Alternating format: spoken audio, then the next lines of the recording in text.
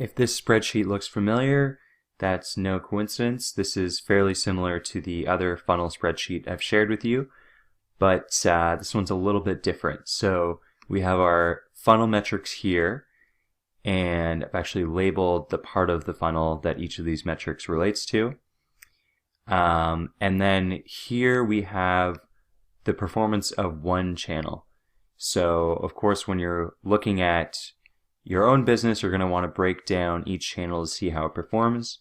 So we've got traffic, leads, new buyers, revenue, and then we've got some channel specific stuff. So how much should you spend on the channel, your customer acquisition cost, gross margin, average customer lifetime, LTV, payback period, LTV, CAC ratio. So all of those things that we talked about in our more math-oriented lesson a few lectures ago. So let's take a look at how could this business lower their CAC. Well, one way they could do this is by improving channel performance so that they get more traffic for a given marketing spend. So how would that play out? Well, let's say you hire a new marketing person and they come in, they see you're spending $50,000 for 50,000 visitors, and they're like, nope, I can do much better than that, and they manage to double it. Boom. So now you'll notice your CAC just got slashed in half because you're getting more traffic for the same marketing spend. And some other things were affected as well.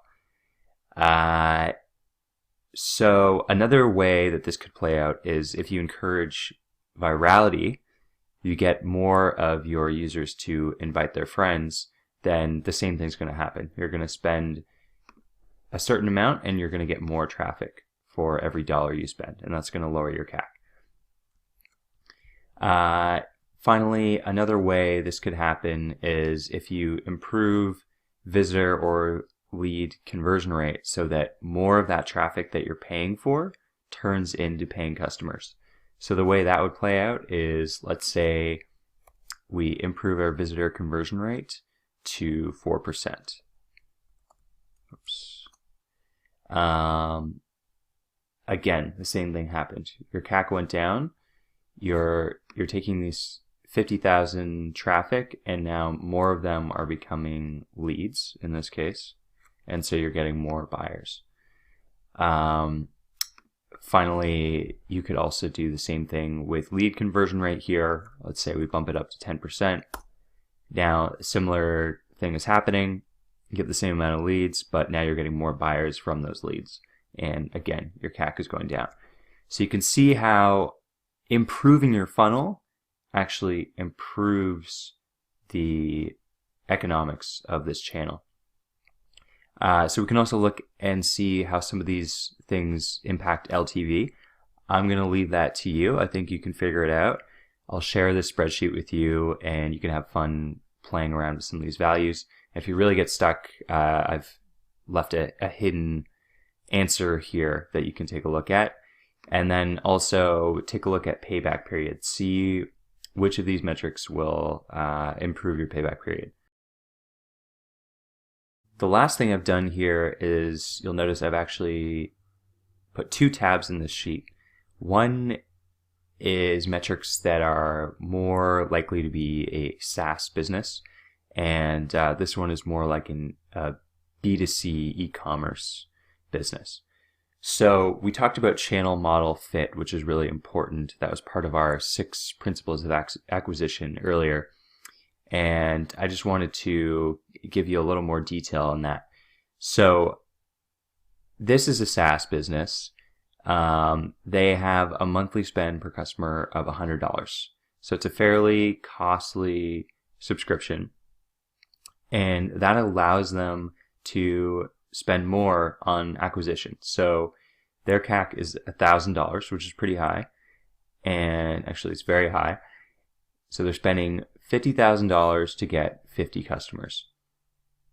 That works fairly well for them because of this high spend per customer.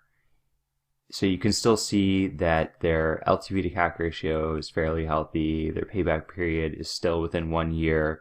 it's not too bad. This would break down entirely if their spend per customer was much lower. So let's say it was $10. Suddenly you have a payback period that is absolutely ridiculous. You have an LTV to CAC ratio that makes no sense. You're not earning money back for the dollars that you spend.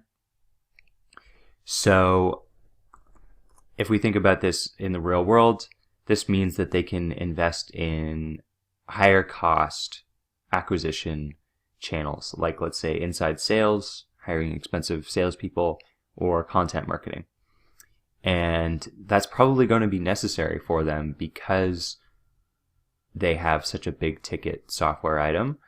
It's going to be harder to convince people to subscribe to it, and it's going to take more than just a AdWords ad to get them to do it. Conversely, if we look at the e-commerce example here, we can see that they have a much lower monthly spend per customer at $15. And so they're going to be constrained to lower cost acquisition channels, like, for example, AdWords. The good thing for them is that since they have a lower priced item, they'll be able to drive conversion rate much more easily than this SaaS company over here with their expensive product, and they'll be able to drive a lot more volume. So in the end, it works out for them. They still have a healthy LTV to CAC ratio and a reasonable payback period of 4 months. And so ultimately, this is just a different business with their own channel model fit. So that's it. I'll share this spreadsheet with you, and be sure to play around with it. And if you really want to challenge, try to make your own version of this spreadsheet for your own business and list out your channels here and see what the performance looks like.